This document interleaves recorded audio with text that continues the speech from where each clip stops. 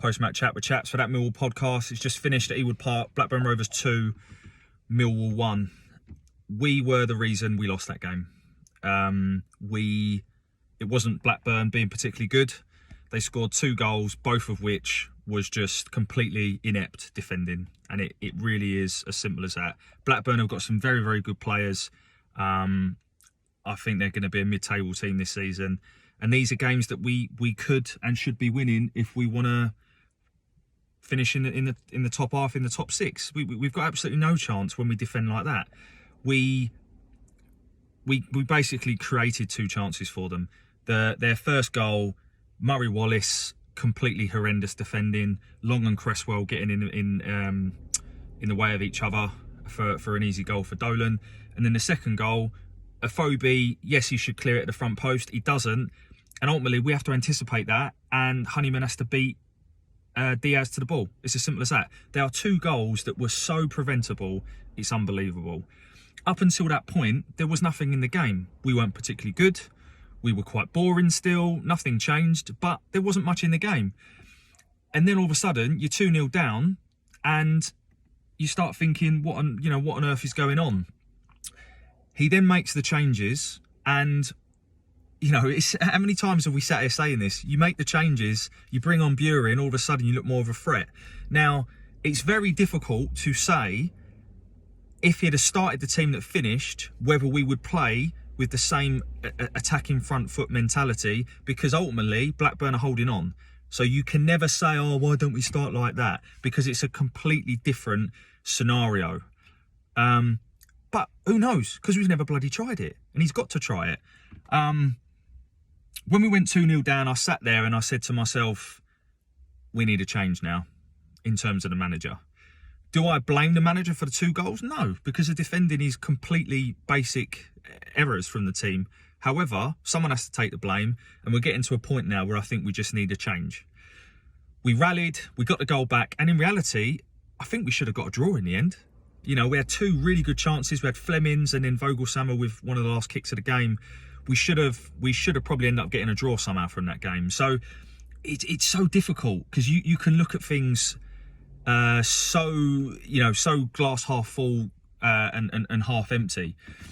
I think that Rowett will be in trouble if he doesn't get anything for the next 2 games. We've got Rotherham and then I think we've got Borough at home.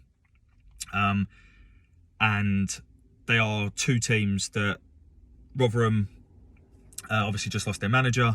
Borough may lose their manager and they're absolutely terrible. They're worse than us at the minute. One of the only teams in the league that are. So I think he'll be in trouble if he doesn't get anything from those games.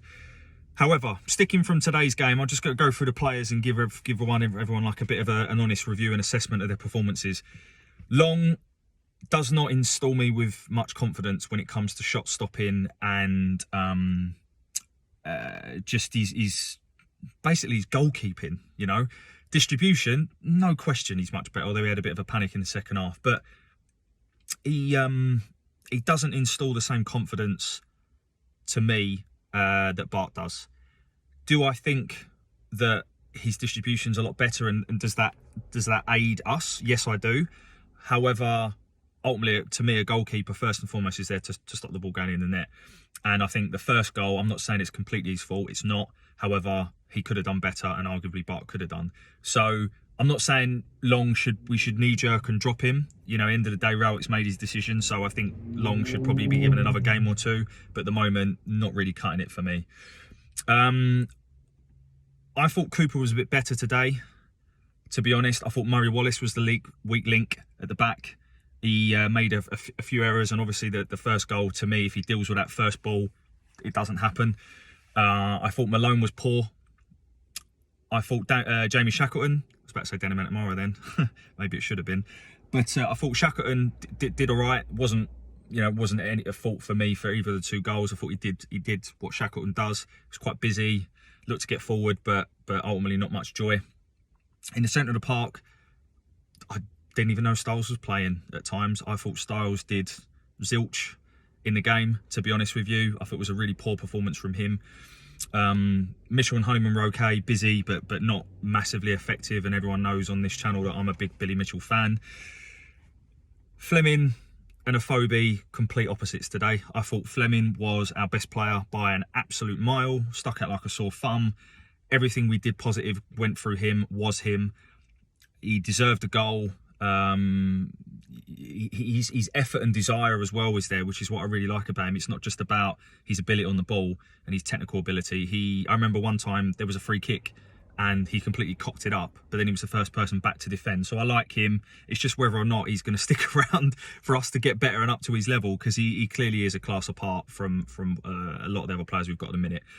Afobe, let me just get this straight. I love Benik Afobe. I sponsor his shirt, so I absolutely love the bloke. But today, he just did not look interested. I'm sorry, he just didn't. And this is exactly what I mean about Benik Afobe. He blows hot and cold. And today was cold. I thought he was really poor, and I don't know why he stayed on the pitch for the 90 minutes. Bradshaw, you know, to me offers a lot more kind of what we need in that game, which was closing down. Their keeper and some of their defending was shocking, and if we were actually on them a little bit more, who knows what could have happened. I've gone on a little bit too much here. I will give a shout out to Bury. A couple of poor decisions at times, but ultimately it gives us something we just don't have.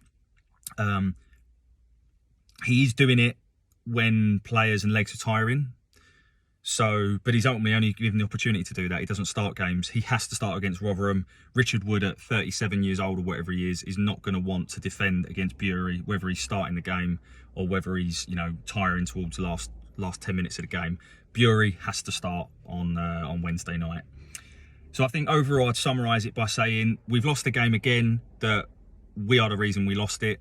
I don't think there's too much difference between the two teams other than Diaz, who is a very, very, very good player. And ultimately, we can only blame ourselves. Rowett will probably get a few more games, and probably deservedly so, even though during the game I was probably thinking other things. But we've got to win on Wednesday. And if we win one and lose one, I suppose it's better than drawing every game like we did last season. So let's see what happens on Wednesday. We need a big performance and a big 3 points, and we need to start winning games away from home. We have lost our defensive resilience, and something needs to change. Enjoy the rest of the weekend if you can. Bye for now.